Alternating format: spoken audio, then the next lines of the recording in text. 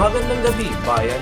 Ninyanig ng malakas na ulan at pagbaha ang ilang lugar sa bansa matapos ang magdamagang pag-ulan dulot ng sama ng panahon.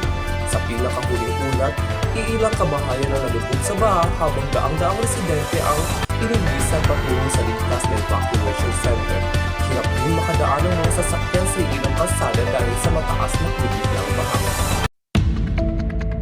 Patuloy naman nagsasagawa ang rescue team at clearing operation ng mga otoridad upang matiyak ang kaligtasan ng mga residente. Nabigay din ng relief goods at pangunahing pangangailangan para sa mga apektadong pamilya.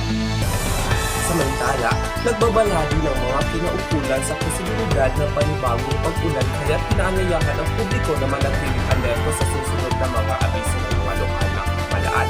Pinalahanan din ng lahat na iwasang tumawid sa mga lugar na matataas ang baha upang maiwasan ang aksidente. Sa gitna ng pagsubok, nanatiling matatag at nagtutulungan ang mga mamamayan upang makaahon mula sa epekto ng kalamidad. Ito ang iyong lingkod, Noli Di Castro. Magandang gabi, bayan!